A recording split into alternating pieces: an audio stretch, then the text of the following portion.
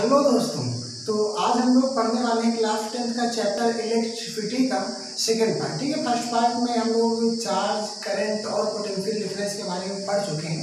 अब उसी के बारे में पढ़ते हैं। तो आज की जो हेडिंग है ओम्स लॉ, हम लोग ओम्स लॉ के बारे में पढ़ेंगे और कम्बिनेशन ऑफ रेजिस्टर्स को पढ़ेंगे और साथ में ही कुछ न्यूमेरिकल्स को सॉल्व करेंगे। तो आइए शुरू करते हैं ना।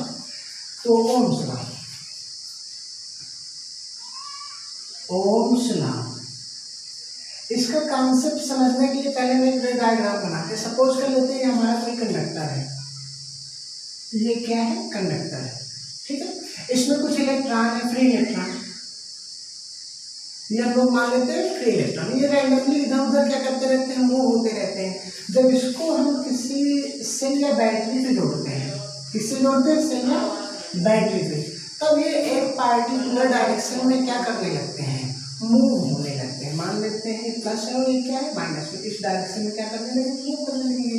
इलेक्ट्रॉन पे नेगेटिव चार्ज होता है तो प्लस डायरेक्शन में जाने लगेंगे। ठीक है, चलो अब इस बैटरी का, इस सेल का वोल्टेज हमने सपोज कर लिया कितना है, V है। कितना है, V है। तो अगर आप वोल्टेज बढ़ाते जाओगे तो इसमें करंट क्या होता जाएगा, बढ़ता जाएगा। करंट क्या होता जाएगा, बढ़ता जाएगा। अगर आप वोल्टेज बढ़ा रहे हो तो करंट आपका बढ़ता जाएगा। आपने वोल्टेज 2 गुना कर दिया तो हो सकता है आपका करंट भी कितना हो जाएगा, 2 गुना हो जाएगा। कितने गुना हो जाएगा, 2 गुना। आप वोल्टेज 3 गुना कर दोगे तो करंट भी आपका कितना हो जाएगा, 3 गुना हो जाएगा। तो हम लोग यहाँ से कह सकते हैं कि जो वोल्टेज होता है वो करंट के क्या होता है, प्रोपोर्शनल होता है। किसके प्रोपोर्शनल होता है, इलेक्ट्रिक करंट का प्रोपोर्शनल होता है। ठीक है, चलो ये बातें हो गई। अब इसको हम लोग डिफाइन कैसे करते हैं, हम लोग समझ लेते हैं क्या होता है। तो इसको मैं डाल आपका जो है potential difference,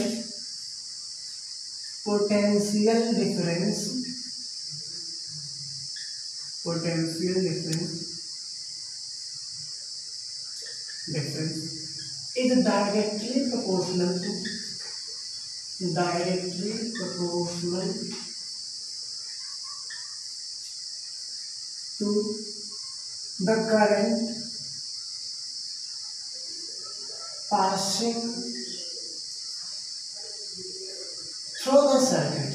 passing through the circuit।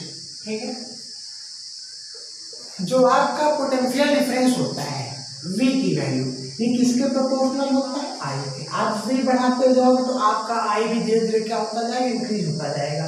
तो पोटेंशियल डिफरेंस जो होता है वो करंट के क्या होता है, प्रोपोर्शनल होता है। ठीक है, अब इस प्रोपोर्शनैलिटी का सिंबल लगाएंगे हम लोग। लेकिन यहाँ पे एक शर्त दे दी, कंडीशन दे दी है। वो कंडीशन ये है कि इफ फिजिकल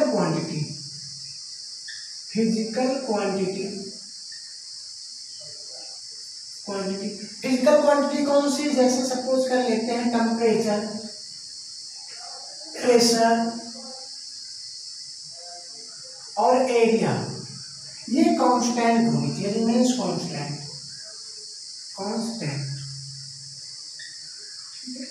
तो क्या कह रहा है कि potential difference is directly proportional to the current.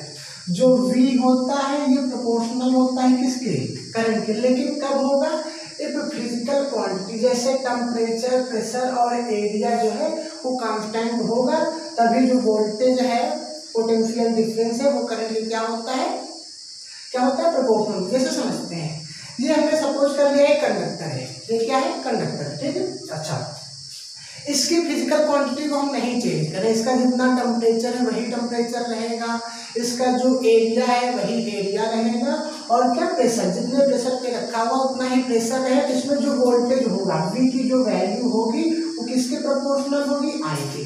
जो V है वो किसके प्रोपोर्शनल हो जाएगा, I के। ठीक है, कब होगा, जब फिजिकल क्वांटिटी जो है हमारी कांस्टेंट होगी तब। चलो इतनी बातें हो गई। अब V प्रोपोर्शनल होता है I के। अगर प्रोपोर्शनैलिटी का सिंबल हम लोग हटाएंगे तो यहाँ पे कांस्टेंट लग जाएगा। क्या लग जाएगा, कांस्टेंट R, और साथ में हमारा क्या हो जाएगा, I हो जाएगा। ठीक है, इस R को नाम दे दिया गया रेजिस्टेंस। क्या नाम दे दिया गया, रेजिस्टेंस। ठीक है, ये हमारा हो जाता है resistance. V is equal to R into में I। अब रेजिस्टेंस क्या होता है, इसको हम लोग सोचते हैं, यही पूरा आपका कहलाता है ओम्स लॉ। क्या कहलाता है, ओम्स लॉ कहलाता है। ठीक है, तो V वोल्टेज में होगा, R की यूनिट यहाँ पे ओम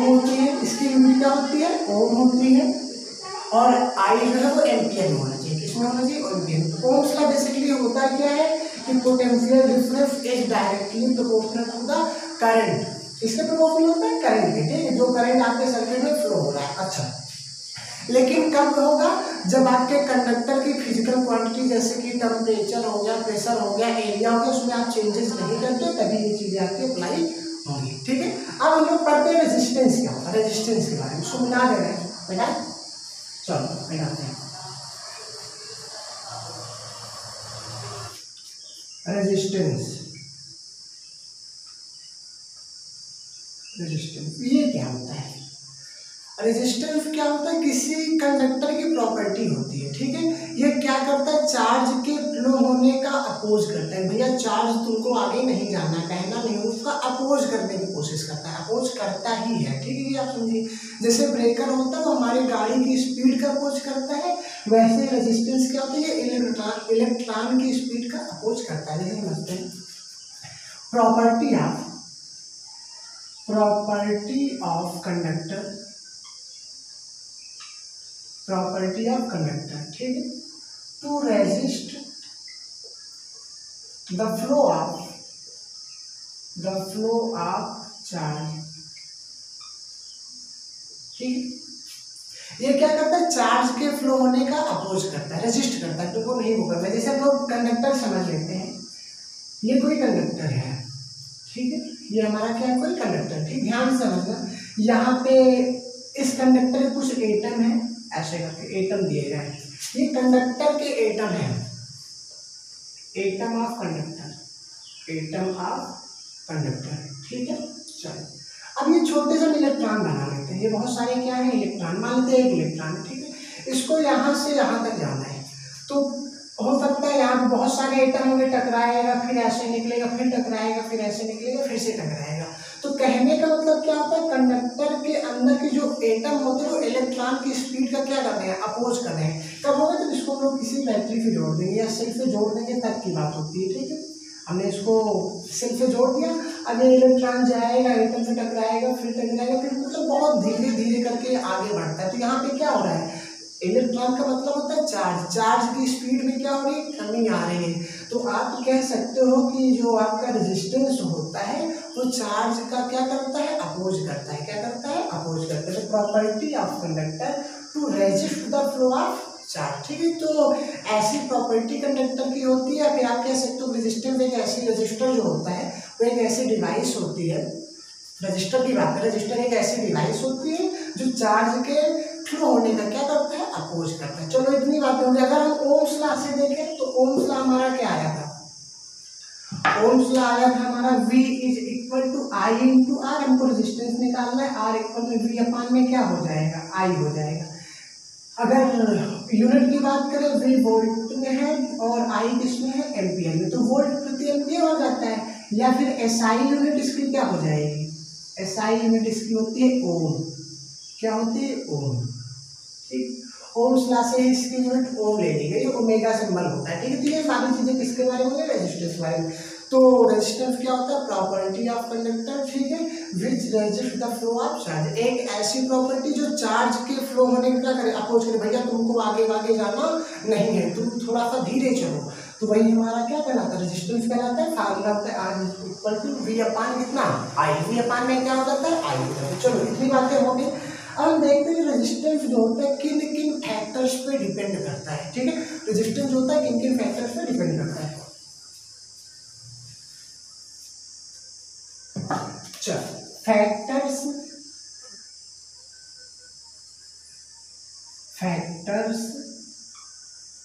on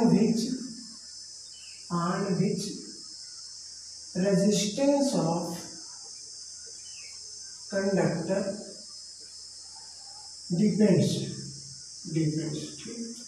ऐसे कौन से फैक्टर है जिन पे कंडक्टर का रेजिस्टेंस क्या करता है? डिपेंड करता है। या फिर इसे हम लोग समझ लेंगे रेजिस्टिविटी के बारे में। किसके बारे में? रेजिस्टिविटी के बारे में, ठीक। इतनी चीजों को हमको समझना है। चलो, तो पहली जो चीज होती है वो ये होता है रेजिस्टेंस जो है वो लेंथ के प्रोपोर्शनल होता है। रेजिस्टेंस जो होता है वो लेंथ के प्रोपोर्शनल। जो कंडक्टर का लेंथ है, जैसे इसका जो लेंथ है, ठीक है, वो इसके क्या हो जाएगा? प्रोपोर्शनल। इसकी अगर लेंथ हम बढ़ा देंगे तो रेजिस्टेंस क्या हो जाएगा? बढ़ जाएगा। लेंथ बढ़ाने पे रेजिस्टेंस क्या होता है, बढ़ता है। कैसे बढ़ता है हमको समझना है, तो आइए समझते हैं। तो यहाँ पे दो कंडक्टर ले लेते हैं, ये एक कंडक्टर, एक इससे बड़ा कंडक्टर ले लेते हैं, ये हो गया। हमको पता है कंडक्टर के अंदर इसके अपने क्या होंगे, एटम होंगे, एटम हमने बना दिए। चलिए क्या हो गया, एटम हो गए। अब कोई इसको अगर जोड़ देंगे, चलो भी इसी सेल से जोड़ नहीं है, वैसे समझ लेते हैं। अगर सेल से जोड़ देंगे तो यहाँ का जो इलेक्ट्रॉन होगा, ये इलेक्ट्रॉन है और ये क्या होगा, कंडक्टर के एटम है। इलेक्ट्रॉन होगा इससे टकराएगा, मान लेते हैं यहाँ पे इससे टकराएगा, फिर यहाँ पे, फिर यहाँ पे, फिर आगे कोई अगर है एटम तो उससे भी टकराएगा, ठीक है। अच्छा, अब यहाँ पे क्या होगा, उसके बाद ये क्या हो जाएगा, इधर सीधे से निकल जाएगा, आपका चार्ज फ्लो होने लगेगा, करंट बहने लगेगी, ठीक है। अगर ये क्या हो गया, कंडक्टर आपका थोड़ा सा लंबा हो गया, इसकी लेंथ हमने क्या कर दी, बढ़ा दी। तो एक यहाँ पे, यहाँ पे, यहाँ पे, यहाँ पे, यहाँ पे आपका इलेक्ट्रॉन जो है इससे टकराएगा, इससे टकराएगा, फिर ऐसे, फिर ऐसे, फिर ऐसे, फिर ऐसे, फिर जाके कहीं में निकलेगा। तो मतलब इसको बहुत सारे एटम से सामना करना पड़ेगा। इस कंडक्टर के बहुत सारे एटम होंगे जो इलेक्ट्रॉन की स्पीड का क्या करते हैं, अपोज करते हैं, इस चार्ज का क्या करते हैं, अपोज करते हैं। तो वही चीज यहाँ पर जो करंट है बहुत धीरे धीरे फ्लो होगी, और यहाँ पे करंट क्या होगी, इस कंडक्टर की अपेक्षा यहाँ पे ज्यादा जल्दी से फ्लो हो जाएगी। क्यों, क्योंकि इसकी लेंथ कम है, तो यहाँ से इलेक्ट्रॉन जल्दी से इस पार्ट की ओर आ जाएंगे। इसकी लेंथ क्या है, ज्यादा है, तो यहाँ के एटम क्या हो जाएंगे, इस इलेक्ट्रॉन पर बहुत ज्यादा अपोज करेंगे, इसकी स्पीड बहुत कम हो जाएगी और ये कुछ देरी से इधर निकल पाएगा। तो लेंथ जितना ज्यादा होगा रेजिस्टेंस भी क्या हो जाएगा, बढ़ जाएगा। यहाँ पे रेजिस्टेंस ज्यादा हो गया, यहाँ पे जो चार्ज का फ्लो है वो बहुत धीरे हो गया है, तो आप कह सकते हो कि लेंथ बढ़ाने पर रेजिस्टेंस क्या हो जाता है, बढ़ जाता है। पहली चीज हो गई। दूसरा फैक्टर क्या होता है, दूसरा फैक्टर हमको समझना है, ये एरिया क्रॉस सेक्शन ये क्या होता है, इनवर्सली प्रोपोर्शनल होता है। एरिया क्रॉस सेक्शन के इनवर्सली प्रोपोर्शनल कैसे होता है, इसका मतलब क्या हुआ, इसका मतलब ये होता है कि अगर आप एरिया बढ़ाते हो, कंडक्टर का एरिया क्रॉस सेक्शन बढ़ाते हो तो रेजिस्टेंस कम हो जाएगा। ये ध्यान से, एरिया क्रॉस सेक्शन बढ़ाओगे तो रेजिस्टेंस क्या हो जाएगा, कम हो जाएगा। जैसे हम लोग समझते हैं, ठीक है, एक हमारा ये है, अच्छा फिगर बना लेते हैं। ये कोई क्या है, कंडक्टर है, ठीक है। यहाँ पे फिर से वही एटम हो गए, इसके इलेक्ट्रॉन है, इधर टकराया, इधर टकराया, फिर इधर निकल गया। अगर इसी को थोड़ा सा हम क्या करते हैं, इसकी ब्रेथ बढ़ा दें, ऐसे करते हैं, इसकी ब्रेथ हमने क्या करते हैं, चौड़ाई इसकी हमने बढ़ा दी। अब यहाँ पे है ऐसे, अब ये इलेक्ट्रॉन क्या करेगा, ऐसे हो सकता है इधर ना टकराए, ऐसे करके सीधे निकल जाए, ठीक है, टकराए ही ना, मतलब इसके बीच एटम के बीच गैपिंग बहुत बढ़ जाती है और इलेक्ट्रॉनों की स्पीड क्या हो जाती है, स्पीड कम होने के चांसेस कम हो जाते हैं। प्लीज ध्यान से, अगर इसकी चौड़ाई, कंडक्टर की चौड़ाई आप ज्यादा कर दोगे तो एटम के बीच की गैपिंग क्या हो जाएगी, बढ़ जाएगी। हो सकता है इलेक्ट्रॉन टकराएगा, फिलहाल ऐसा होता नहीं, टकराएगा नहीं, लेकिन इस कंडक्टर के अपेक्षा यहाँ पे इलेक्ट्रॉन क्या होंगे, कम टकराएंगे, और इलेक्ट्रॉन कम टकराएंगे तो यहाँ पर रेजिस्टेंस क्या होगा, कम होगा। तो आप कह सकते हो कि एरिया क्रॉस सेक्शन ज्यादा होने में यहाँ पे ज्यादा है, तो यहाँ पर रेजिस्टेंस क्या हो रहा है, कम हो रहा है। यहाँ पे चार्ज का फ्लो क्या हो रहा है, वो तेजी से हो रहा है, चार्ज बहुत जल्दी से फ्लो हो रहे हैं, और यहाँ पे क्या हो रहा है, ए इलेक्ट्रॉन धीरे धीरे जाएगा, चार्ज बहुत धीरे धीरे फ्लो होगा। तो एरिया क्रॉस सेक्शन बढ़ाने पर रेजिस्टेंस क्या हो जाता है, कम हो जाता है। चलो इतनी बातें होंगी, इसको हम मिटा दें। चलो इसको इक्वेशन फर्स्ट सपोज कर लो, इसको हम लोग क्या सपोज कर लेते हैं, second. From equation first and second, from equation first and second, first और सेकंड से हमको मिलने क्या वाला है, आर जो है वो प्रोपोर्शनल होता है एन, कैपिटल ई लिख लो, अपान में कितना, एक। प्रोपोर्शनैलिटी का सिंबल हटेगा तो यहाँ पे कांस्टेंट लगा देते हैं, एन अपान में कितना, ओ। इसी कांस्टेंट को आर इक्वल में रो, इसको बोलते हैं रो, क्या कहते हैं, रो, आर एच ओ, रो हो गया। इसी रो को हम लोग बोलते हैं रेजिस्टिविटी, क्या कहते हैं, रेजिस्टिविटी, ठीक है, रेजिस्टिविटी। तो यहाँ से ये बात समझ में आ रही है कि आर की जो वैल्यू है वो लेंथ और एरिया के अलावा भी एक ऐसा फैक्टर है जिस पे डिपेंड करती है, वो क्या होता है, रो होता है। रो क्या होता है, ये किसी सब्सटेंस का, किसी मैटर का, किसी कंडक्टर का नेचर होता है, नेचर ऑफ मटेरियल। क्या होता है, nature of material, nature of material, material. तो यहाँ से आप कह सकते हो कि जो आपका रेजिस्टेंस है वो लेंथ के क्या होता है, इनवर्सली प्रोपोर्शनल होता है, एरिया लेंथ के क्या होता है, डायरेक्टली प्रोपोर्शनल होता है, एरिया ऑफ क्रॉस सेक्शन के क्या होता है, इनवर्सली प्रोपोर्शनल होता है।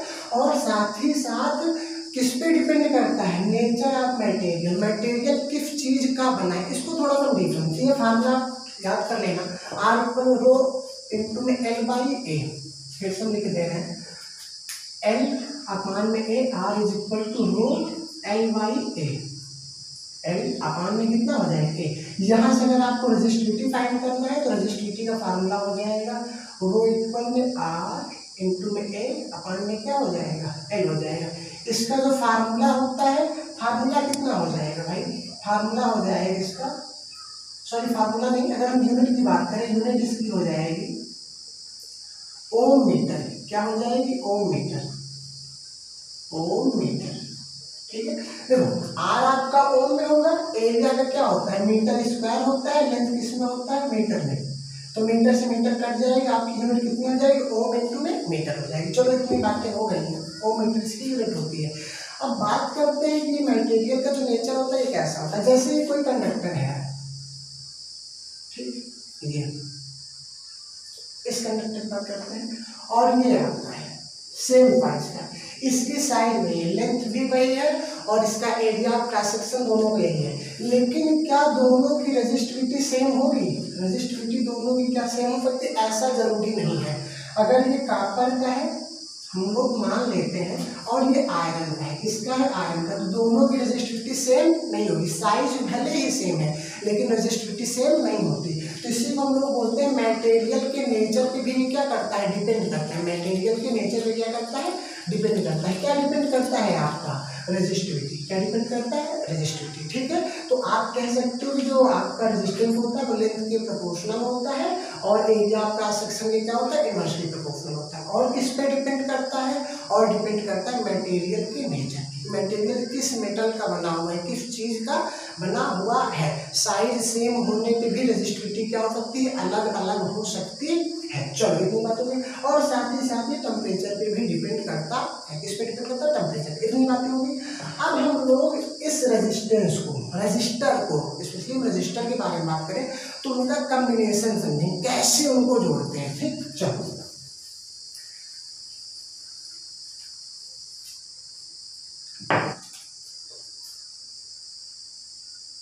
कॉम्बिनेशन ऑफ रजिस्टर, रजिस्टर क्या होता है, डिवाइस जो आपके चार्ज के फ्लो होने का क्या करती है, अपोज करती है। इसको हम दो प्रकार से ऐड करेंगे 10th क्लास में, ठीक है। तो पहला क्या हो गया, series combination, series combination, series combination, आप सीरीज में रजिस्टर को ऐड करते हो, ठीक है। सीरीज का मतलब क्या हो गया, जैसे कोई सर्किट बनाए हम, यहाँ पे एक रजिस्टर लगा दिया और दूसरा रजिस्टर यहाँ पे लगा देते हैं, तीसरा रजिस्टर आपका यहाँ पे हो गया, और इन तीनों को हम किसी सेल या बैटरी से ऐड कर देते हैं, ठीक है। बैटरी है, एक है सेल तो सेल होगा और एक से ज्यादा सेल है तो बैटरी हो जाएंगे। तो ये हमारा प्लस हो गया, क्या हो गया, माइनस हो गया। इसका वोल्टेज कितना हमने मान लिया, V मान लिया, ठीक है। ये R1 है, ये रजिस्टर R2 है और ये रजिस्टर कितना है, R3 है। आपको एक बात यहाँ पे बहुत ध्यान से समझना है, यहाँ पे मान लेते हैं करंट I फ्लो है, जो करंट आपका फ्लो हो रहा है, सीरीज कॉम्बिनेशन है, तीनों पर सेम करंट फ्लो होगा। यहाँ पे भी I फ्लो होगा, यहाँ पे भी I और यहाँ पे भी I फ्लो होगा। प्लीज ध्यान से समझना है कि सीरीज कॉम्बिनेशन है तो करंट क्या होगा, तीनों रेजिस्टेंस पे सेम जो है, तीनों रेजिस्टर पर सेम करंट फ्लो होता है। I अगर यहाँ से पास कर रहा है तो यहाँ पे भी I पास करेगा, इस रजिस्टर पे भी करंट I ही फ्लो करेगा और यहाँ पे भी करंट I ही फ्लो करेगा। लेकिन लेकिन लेकिन लेकिन ये है कि जो वोल्टेज है वो बदल जाता है। यहाँ पे V वोल्टेज था तो पहले रजिस्टर पे हम लोग सपोज कर लेंगे V1 हो गया, दूसरे पे V2 हो गया और तीसरे पे कितना हो गया, V3 हो गया, ठीक है। आई करंट आपका सेम रहता है तीनों रजिस्टर में, सीरीज कॉम्बिनेशन में, ठीक है। लेकिन वोल्टेज आपका क्या हो जाता है, चेंज हो जाता है। तो हमारा सवाल ये है कि इन तीनों को हटा करके हम कोई एक अलग से रजिस्टर लगाना चाहते हैं जिसकी वैल्यू तीनों के इक्वल हो जाए, इक्विवेलेंट रजिस्टर, ठीक है। तो उसके लिए हम अलग डायग्राम बना लेते हैं। जैसे हम चाहते हैं कि इन तीनों को ना लगाएं, ठीक है, एक लगाना चाहते हैं, केवल एक रजिस्टर लगाना चाहते हैं, हमने तीनों को हटा करके एक रजिस्टर लगा दिया। बैटरी वही है, आपकी बैटरी वही पूरी है, यहाँ पे इसका वोल्टेज कितना है, वी ही है, कितना है, वी प्लस हो रहा है, क्या हो गया माइनस हो रहा है, करंट आई फ्लो है, इसका हमने कितना मान लिया, आर मान लिया। ठीक है, अब यहाँ से वी था, इस बैटरी से कितना वोल्टेज निकल रहा है, वी निकल रहा है, कितने पार्ट में डिवाइड हो गया, V1 plus V2 plus V3। तो आप कह सकते हो जो V होगा वो V1 प्लस V2 और V3 के सम के क्या हो जाएगा, इक्वल हो जाएगा। इक्वेशन क्या हो गया, फर्स्ट हो गया। ठीक, अगर इतने की बात करें हम लोग, इतने पार्ट की बात करें तो हमने पढ़ा था ओम्स लॉ से कि V इज इक्वल टू होता है I इंटू आर। कितना होता है, I इंटू आर। तो यहाँ पे V1 इक्वल में क्या हो जाएगा, I, करंट I फ्लो हो रहा है और रजिस्टेंस कितना है आपका, रेजिस्टेंस R1 है। इस पे बात करें तो V2 करंट कितना है यहाँ पे फ्लो होगा, I फ्लो होगा, रेजिस्टेंस कितना है, R2 है। ठीक, यहाँ पर बात करें इतने एरिया में तो यहाँ पे V3 जो हो जाएगा, करंट I ही फ्लो होगा लेकिन रेजिस्टेंस कितना है, R3। I इंटू में क्या हो जाएगा, R3 हो जाएगा। अच्छा, यहाँ पे V जो है कितना हो जाएगा, करंट I है और रेजिस्टेंस कितना है, R। तो V इक्वल I इंटू क्या हो जाएगा, R हो जाएगा। ये ध्यान से, पहला रेजिस्टेंस पे वोल्टेज V1 है, रेजिस्टेंस कितना है, R1 है, तो V1 इक्वल में I इंटू R1 हो गया ओम्स लॉ के अकॉर्डिंग। दूसरे पे क्या होता है, V2 इक्वल में I इंटू में R2। ठीक है, R2 होगा। थर्ड पे क्या होता है, V3 इक्वल में I इंटू में क्या हो जाएगा, R3। और यहाँ पे जो इक्विवेलेंट रेजिस्टेंस है आप RE से भी डिनोट कर सकते हो, R से भी डिनोट कर सकते हो, ये आपके ऊपर है। तो V इक्वल हो जाएगा I into R। Form equation first, सबकी वैल्यू फर्स्ट में रखो भैया। V की वैल्यू I इंटू R है। ठीक है, V1 कितना हो जाएगा, I R1, V2 कितना हो जाएगा, I R2 और V3 कितना हो जाएगा, I R3। I कॉमन लेके आप कट कर सकते हो, R इक्वल में R1 प्लस R2 प्लस में कितना हो जाएगा, R3 हो जाएगा। ये आपका टोटल रेजिस्टेंस होता है। कहने का मतलब क्या है, इन तीनों रजिस्टर को हटा करके एक रजिस्टर लगाओगे तो वो किसके, सीरीज कॉम्बिनेशन में तीनों के सम के इक्वल हो जाएगा। कहने का मतलब क्या है, अगर ये 1 ओम का है, ये 2 ओम का है और ये कितने ओम का है, 3 ओम का है। ठीक है, तो इनको हटा करके अगर हम एक रजिस्टर लगाना चाहें, कितना रजिस्टर लगाना चाहें, एक रजिस्टर, तो कितने ओम का होना चाहिए, वो होना चाहिए R1 का मतलब 1, R2 का मतलब 2 और R3 का मतलब कितना, 3। R इक्वल में आ जाएगा 2 1 3 3 6 ओम का। तो इनको हटा करके जो रजिस्टर हम लगाएंगे वो कितने ओम का होना चाहिए, 6 ओम का होना चाहिए। यहाँ से हमको एक बात ध्यान से देखना है, समझना है कि जो इक्विवेलेंट रेजिस्टेंस है, जो टोटल रेजिस्टेंस है, वो तीनों से क्या है, ज्यादा। यहाँ पे मैक्सिमम वैल्यू रेजिस्टेंस कितनी है, 3 है, लेकिन यहाँ पे क्या आ रहा है, 6 आ रहा है। तो मैक्सिमम वैल्यू से भी क्या आ रहा है, ज्यादा आ रहा है। तो कहने का मतलब ये है कि अगर आप रेजिस्टेंस बढ़ाना चाहते हो, ठीक है, किसी सर्किट का रेजिस्टेंस बढ़ाना चाहते हो, तो उनको किस कॉम्बिनेशन में आपको जोड़ना पड़ेगा, कौन सा कॉम्बिनेशन होगा वहाँ पे, सीरीज कॉम्बिनेशन होगा। प्लीज ध्यान से, ये आपका इंपॉर्टेंट पॉइंट है कि अगर किसी सर्किट का आप रेजिस्टेंस बढ़ाना चाहते हो तो किस कॉम्बिनेशन में ऐड करो उसको, सीरीज कॉम्बिनेशन में। क्यों, क्योंकि सीरीज कॉम्बिनेशन में तीनों की वैल्यू क्या हो जाती है, 3 या 3 से बहुत सारे होंगे, अगर बहुत सारे हैं, n नंबर है, तो R1 plus R2 plus R3, ठीक है, dot dot dot dot dot dot कहाँ तक आ जाएगा, Rn तक। ऐसे बहुत सारे रेजिस्टेंस को आप ऐड कर सकते हो। इतनी बात समझ में आई। अब हम लोग समझते हैं पैरेलल कॉम्बिनेशन। पैरेलल कॉम्बिनेशन क्या होता है, पैरेलल कॉम्बिनेशन, पैरेलल कॉम्बिनेशन,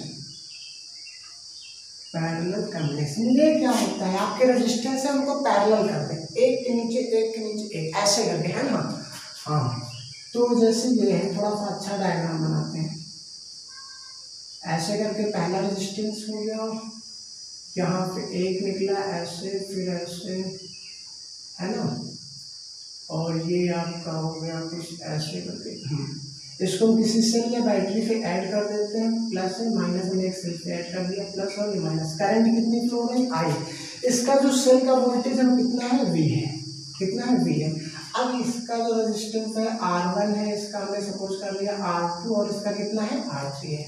यहाँ पे ध्यान ये देना है कि जो करंट है इसमें करंट की वैल्यू हर पॉइंट पे क्या हो जाएगी, चेंज हो जाएगी। यहाँ पे करंट I1 हो जाएगा, यहाँ पे I2 हो जाएगा और इधर कितनी करंट फ्लो होगी, I3 हो जाएगी। सीरीज में क्या हो रहा है, सीरीज में करंट सब में सेम फ्लो हो रहा था, वोल्टेज चेंज हो रहा था। लेकिन पैरेलल कॉम्बिनेशन में क्या होता है, करंट सब में बदल जा रहा है लेकिन वोल्टेज सब में V ही फ्लो होगा। कितना वोल्टेज सब में रहेगा, सभी रेजिस्टेंस में वोल्टेज कितना होगा, V होगा। हमको करना क्या है, हमको ये चाहिए कि इक्विवेलेंट रेजिस्टेंस निकालना। कहने मतलब तीनों रेजिस्टर को हटा करके हम कितने ओम का रेजिस्टर इसमें जोड़ सकते हैं, उसका फार्मूला डिराइव करना है। तो मान लेते हैं यहाँ पे एक रेजिस्टेंस हम जोड़ना चाहते हैं, तीनों को हटा करके हम एक रेजिस्टेंस जोड़ना चाहते हैं, ठीक। प्लस है और ये क्या है, माइनस है। इसका वोल्टेज सेम है, करंट I फ्लो हो रही है और इसका टोटल रेजिस्टेंस हमने कितना सपोज कर लिया है, R सपोज कर लिया है, ठीक है। चलो यहाँ पे हमने देखा करंट I फ्लो हो रही थी, कितनी करंट फ्लो हो रही थी, I कितने पार्ट में डिवाइड हो गई, 3 पार्ट में। कौन से, I1 प्लस I2 प्लस में कितना हो गया, I3 हो गया। अगर हम फर्स्ट रेजिस्टेंस की बात करें, किसकी बात करें, अब यहाँ हमको I की वैल्यू निकालना है ओम्स लॉ के अकॉर्डिंग। V इक्वल में I इंटू क्या होता है, R होता है, तो I इक्वल में कितना आ जाएगा, V अपान में R। R को इधर ट्रांसफर करोगे तो R क्या हो जाएगा, डिवाइड में आ जाएगा। तो I equal V upon R है। तो यहाँ पे देखो I1 है, I1 की वैल्यू कितना हो जाएगा, वोल्टेज इस पार्ट पे कितना है, V है, तो V और रेजिस्टेंस कितना है, R1 हो जाएगा, ठीक। I2 निकालोगे अगर यहाँ पे तो वोल्टेज कितना है, यहाँ पे V है, रेजिस्टेंस कितना है, R2 है। अगर आप I3 की वैल्यू निकालना चाहते हो, I3 पे वोल्टेज कितना है, V है, रेजिस्टेंस कितना है, R3 है, V अपान R3। इतनी बात होगी। यहाँ पे अगर हम I निकालना चाहें तो वोल्टेज कितना है, V है, रेजिस्टेंस कितना है, R है, ठीक। इन सभी की वैल्यू आप यहाँ पे तो इक्वेशन फर्स्ट में रख देंगे, फ्रॉम इक्वेशन फर्स्ट। तो I की वैल्यू कितनी आ गई है, V अपान में R। I1 आपका कितना है, V अपान में R1, V अपान में क्या है, R1 है, तो V अपान में R1 लिख देते हैं। I2 कितना है, V अपान R2 plus I3 V upon में कितना है, R3। यहाँ पे V कॉमन हो जाएगा, सबसे कैंसिल हो जाएगा, तो आपका फार्मूला आ जाएगा 1 अपान R इक्वल में 1 अपान R1 प्लस 1 अपान R2 प्लस 1 अपान R3। V कहाँ गया, V इधर से कॉमन लेते हो, इधर से कॉमन लेके आप कट कर देते हो। तो यहाँ पे आपका क्या आ गया, फार्मूला आ गया। क्या आ गया, फार्मूला क्या होता है, 1 अपान R इक्वल 1 अपान R1 प्लस 1 अपान R2 प्लस 1 अपान R3। ऐसे अगर n रेजिस्टेंस है, n रजिस्टर है, तो आप 1 अपान R4 से लेकर के प्लस कहाँ तक ले जा सकते हो, डॉट 1 अपान Rn तक जा सकता है। चलो अब अगर सपोज करते हैं, यहाँ सपोज ये कर लेते हैं, ये 1 ओम का है, ये 2 ओम का है और ये 3 ओम का रेजिस्टेंस है। तो यहाँ पे R की वैल्यू कितनी होगी, आपको फार्मूले में रखना है 1 अपान R इक्वल में 1 अपान R1 कितने ओम का है, 1 ओम का है, प्लस 1 अपान R2 कितने ओम का है, 2 है, प्लस 1 अपान R3 कितने का है, 3 का है। चलो 1 अपान R 2 और 3 का एलसीएम कितना होता है, 6 होता है, 6 बन जा 6, ठीक है। 2 है तो यहाँ पे 3 होगा, यहाँ पे कितना हो जाएगा, 2 हो जाएगा, है ना। 6 3 कितना 9, 9 to 11 अपान में 6। इसको R की वैल्यू आपको R फाइंड करना है, तो 6 अपान में क्या हो जाएगा, 11। इसकी वैल्यू 0 पॉइंट समथिंग आएगी, है ना, 0.5 हो, अप्रॉक्सीमेट वैल्यू निकालें, 0 पॉइंट कितनी आ जाएगी, 5 ओम आ जाएगी। तो यहाँ पे 1 ओम 2 ओम 3 ओम था, लेकिन टोटल रेजिस्टेंस कितना आ रहा है, 0.5। मिनिमम से भी कम आ रहा है, सबसे मिनिमम वैल्यू यहाँ कितनी है, 1 ओम की है, लेकिन जो R की वैल्यू आ रही है 0.5 आ रही है। कितनी आ रही है, 0.5 आ रही है। तो आप कह सकते हो कि अगर आपको टोटल रेजिस्टेंस की वैल्यू कम करना है, क्या करना है, कम करना है, तो किस कॉम्बिनेशन में उसको हम ऐड करेंगे, पैरेलल कॉम्बिनेशन में। अगर रेजिस्टर की वैल्यू बढ़ाना है तो सीरीज कॉम्बिनेशन में जोड़ते हैं, अगर रेजिस्टेंस की वैल्यू क्या करना है, कम करना है, तो उसको किस कॉम्बिनेशन में हम लोग जोड़ेंगे, उसको हम लोग जोड़ते हैं पैरेलल कॉम्बिनेशन। अब यहाँ पे पैरेलल कॉम्बिनेशन के कुछ फायदे भी होते हैं। क्या फायदे होते हैं, यहाँ पे पहली बात तो रेजिस्टेंस आप कम कर सकते हो, रेजिस्टेंस कम होगा तो करंट ज़्यादा फ्लो होगा, रेजिस्टेंस कम होगा तो करंट क्या होगा, ज़्यादा फ्लो होगा, पहला फायदा हो गया। दूसरा ये होता है कि अगर हम सीरीज कॉम्बिनेशन की बात करें, इसकी बात करें सीरीज कॉम्बिनेशन की, समझ लो आप, जैसे ये सीरीज कॉम्बिनेशन हो गया हमारा और ये ऐसे हो गया, ठीक है, R1 R2 और यहाँ पे क्या है, R3 है। यहाँ पर अगर हो सकता है अनफॉर्चुनेटली कोई वायर है, आप डिवाइड होते हैं वायर कट हो जाए, ठीक है, यहाँ पे वायर क्या हो गया, कट हो गया। अगर वायर कट हो जाए तो जो करंट फ्लो हो रही है वो यहीं पे रुक जाएगी, आगे धारा आपकी नहीं जा पाएगी, आगे करंट नहीं फ्लो होगा, तो आपके सारे डिवाइस क्या हो जाएंगे, वहीं पे बंद हो जाएंगे। लेकिन यहाँ पे क्या होता है, अगर एक वायर मान लेते हैं कट हो गया तो केवल पहले वाले डिवाइस पे करंट नहीं पहुंचेगी, लेकिन बाकी दोनों डिवाइस आपके क्या होते रहेंगे, चलते रहेंगे। तो फायदा ये है कि सीरीज में क्या होता है, अगर कहीं से वायर ब्रेक कर गया, टूट गया, तो बाकी हमारे सारे डिवाइस जो हो जाएंगे वो क्या हो जाएंगे, बंद हो जाएंगे। पैरेलल में अगर एक जगह कहीं पे वायर कट हो गया तो हमारे बाकी के डिवाइस क्या होते रहेंगे, चलते रहेंगे। तो आपका ये क्या है, पैरेलल कॉम्बिनेशन का दूसरा एडवांटेज है। पहला क्या होता है, रेजिस्टेंस की वैल्यू आप कम कर सकते हो। चलो इतनी बातें हो गई, अब इससे रिलेटेड हम लोग कुछ न्यूमेरिकल्स को सॉल्व करते हैं।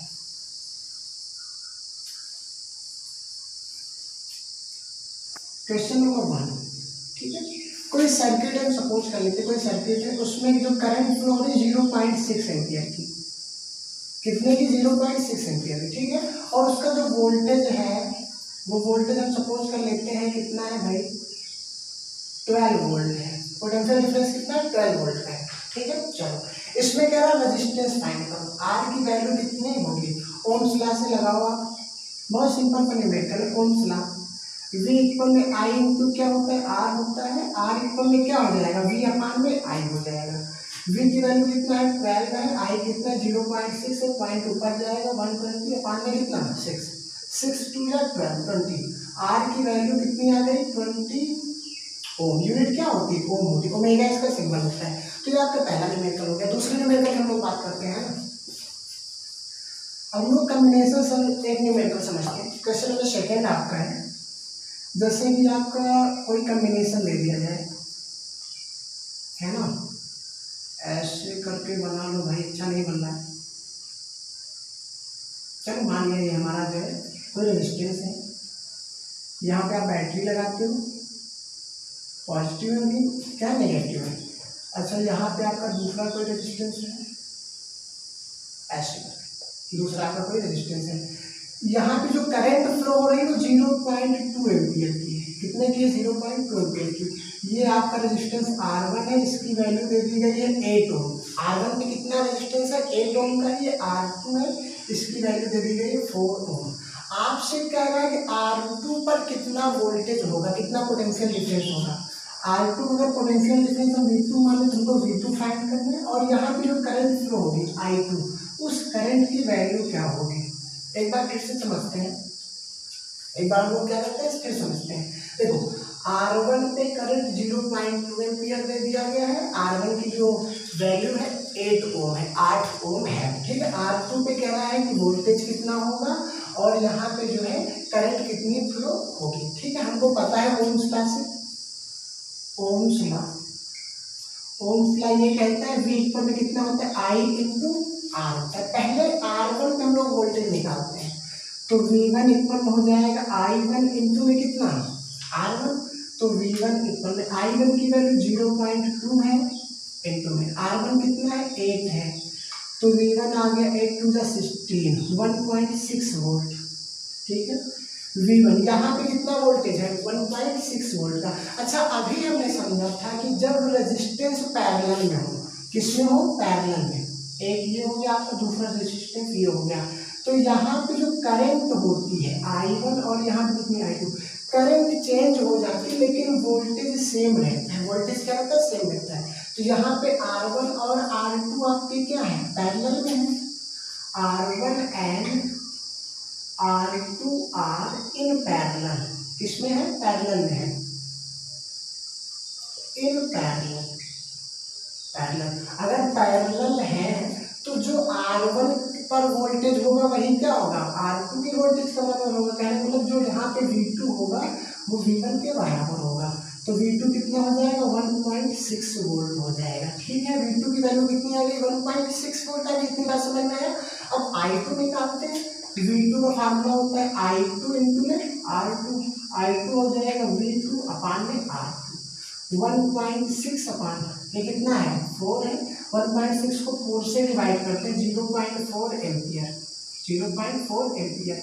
तो आप कह सकते हो कि सेकेंड वाले रेजिस्टेंस पे करंट कितनी फ्लो हो रही है, 0.4 एम्पियर की करंट फ्लो हो रही है। इतनी बात समझ में आई। क्या था यहाँ पे, दोनों पैरेलल में थे। पहले हमने क्या कर दिया, R1 रजिस्टर एक पर हमने वोल्टेज की वैल्यू निकाल ली, जो कि कितना आ गया 1.6 वोल्ट आ गया। ठीक है, अगर पैरेलल में है तो पैरेलल हमको पता है कि वोल्टेज क्या होता है, सभी रजिस्टर पर सेम होता है। तो सेकेंड वाले रजिस्टर में भी कितना वोल्टेज आ जाएगा, 1.6 वोल्ट का। हमको ओम्स लॉ लगाना है, V2 = I2 इंटू कितना है, R2 है। I2 कितना हो जाएगा भाई, V2/R2। इसको डिवाइड करके आप I2 की वैल्यू निकाल सकते हो। ठीक है, हम लोग थर्ड क्वेश्चन की ओर चलते हैं। Question number third, question number 3। जैसे हम सपोज कर लेते हैं पॉइंट ए है, ठीक है, यहाँ पे एक रजिस्टर है 10 ओम का। कितने ओम का है, 10 ओम का है। ठीक है, अच्छा एक और ऐसे बना लो आप, ये 20 ओम के हैं। कितने ओम के हैं, 20 ओम के। ठीक है, अच्छा यहाँ पे आप एक और बना लो रजिस्टर, एक यहाँ पे बना लेते हैं हम लोग, एक यहाँ पे बना लेते हैं। अच्छा ये जो है कितने कितने ओम के हैं, 10 ओम के। ये भी 10 ओम का है और ये भी कितने ओम का है, 10 ओम का। एक रेजिस्टेंस और बना लो यहाँ पे भाई, ये पॉइंट बी हो गई, 30 ओम का। कितने ओम का है, 30 ओम का। तो हमसे क्वेश्चन में कह रहा है कि आप इक्विवेलेंट या टोटल रेजिस्टेंस फाइंड करो। देखो भैया यहाँ पे होता है क्या है, टोटल रेजिस्टेंस फाइंड करने के लिए आपको पहले देखना पड़ेगा किस कॉम्बिनेशन में, कहाँ पे सीरीज कॉम्बिनेशन लग रहा है, कहाँ पे पैरेलल कॉम्बिनेशन लग रहा है। तो पहले पैरेलल वाले कॉम्बिनेशन को हम लोग सॉल्व करते हैं, मतलब जो आपको इजी लगे पहले वो सॉल्व करते हैं। तो अगर इस पे बात करते हैं, यहाँ पे इतने पे अगर हम लोग बात करें तो 20 ओम क्या है, किस कॉम्बिनेशन आपको देखना है, एक दूसरे के ऊपर और नीचे है, तो ये हमारा क्या हो जाएगा, पैरेलल कॉम्बिनेशन।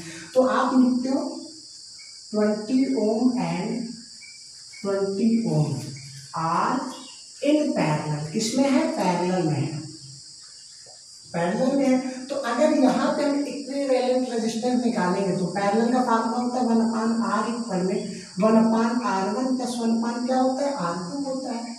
R1 कितना है, 20 है, यहाँ पे भी कितना है, 20 है। 1/20 1/20 कितना हो जाएगा, 2/20। ठीक है, हमको क्या लाना है, R निकालना है। तो R इक्वल हो जाएगा, रेसिप्रोकल कर दो आप, 20/2, जो कि कितना ओम हो जाएगा, 10 ओम हो जाएगा। तो यहाँ पे हम लोग कितना ओम लगा सकते हैं, इन दोनों को हटा करके जो टोटल रेजिस्टेंस निकाले वो कितने ओम होगा, 10 ओम होगा। ये तो हो गया इतने की बात, इसको हटा दे रहे हैं। चलो अब हम लोग यहाँ पे देखते हैं, इस वाले पार्ट पे देखते हैं। यहाँ पे कौन सा कॉम्बिनेशन आपको दिख रहा है, बताओ बताओ बताओ भाई, बहुत तेज। 10 ओम 10 ओम और 10 ओम, ये तीनों पैरेलल कॉम्बिनेशन में, किसमें है, पैरेलल कॉम्बिनेशन। आप फिर से लिखते हो यहाँ पे 10 ohm and 10 ohm are in parallel. एक बार लिख लो, क्या डाला है ना, पैरेलल में होंगे। तो यहाँ पे जो आर की वैल्यू हो जाएगी 1/10 प्लस 1/10 प्लस 1 कितना 10, 3/10। आर की वैल्यू हो जाएगी 10/3, 3.3 लगभग हम अप्रोच कर लेते हैं, 3.3, 10/3 कितना हो जाएगा। तो यहाँ पे टोटल रेजिस्टेंस कितना हो जाएगा, 3.3। अब आपको क्या करना पड़ेगा, नया डायग्राम बनाना पड़ेगा। क्या करना पड़ेगा, नया डायग्राम बनाना पड़ेगा। तो देखो कैसे बनेगा, ये कितने ओम का है, 10 ओम का है, 10 ओम लिख दो। इन दोनों को हटा करके हम कितने ओम का लगा सकते हैं, कितने ओम का लगा सकते हैं, 10 ओम का। तो यहाँ पे 10 ओम हो जाएगा। इन तीनों को हटा करके कितने ओम का रजिस्टर लगा सकते हो, 3.3 ओम का। ठीक है, और एक ऑलरेडी आपको 30 ओम का गिवन है, 30 ओम। तो ये पॉइंट हमारा क्या है, बी है। एक बार फिर समझते हैं, 10 ओम का हमने वैसे ही नोट कर लिया। इन दोनों को पैरेलल कॉम्बिनेशन में है, इनको हटा करके हम कितने ओम का रजिस्टर लगा सकते हैं, 10 ओम का। फिर से नोट कर लिया। इन तीनों को हमने सॉल्व किया, 3.3 ओम आया, हमने लिख लिया। ठीक है, यहाँ पे 30 ओम है। अब ये कौन सा कॉम्बिनेशन आपको दिख रहा है, सीरीज कॉम्बिनेशन। ठीक है, तो सीरीज कॉम्बिनेशन जो टोटल आर का फार्मूला होता है, आर इक्विवेलेंट, वो होता है R1 प्लस R2 प्लस में कितना होता है, R3 होता है। R1 कितना है, 1 2 3 4 है, तो R4 कर दो भाई आप, है ना। R1 कितना है, 10 ओम है। R2 कितना है, 10 ओम है। R3 3.3 है। R4 आपका कितना है, 30 है। R इक्विवेलेंट जो है 30 10 40 10 50 53 है ना, 53.3 ओम। ये आपका क्या हो जाएगा, इक्विवेलेंट रेजिस्टेंस हो जाएगा। तो इस तरह की सीरीज को आप ऐसे सॉल्व करते हो। पहले देखना है कौन सा पैरेलल है कौन सा सीरीज में, जो आपको पहले इजी लगे वो आप पहले सॉल्व कर लो। ठीक, पहले हमको यहाँ पैरेलल वाला कॉन्सेप्ट इजी लग रहा था, हमने पैरेलल को चेंज कर लिया, फिर सीरीज में सीरीज का फार्मूला लग गया। बाकी जो है इससे रिलेटेड हम आपको न्यूमेरिकल्स के लिए अलग एक लेक्चर बनाएंगे, ठीक है, अगर आप लोग कहेंगे तो। बस आज के लिए इतना ही रखते हैं। आई होप कि आपको ये लेक्चर बहुत अच्छा लगा होगा। बस इतना ही रखते हैं। Thank you.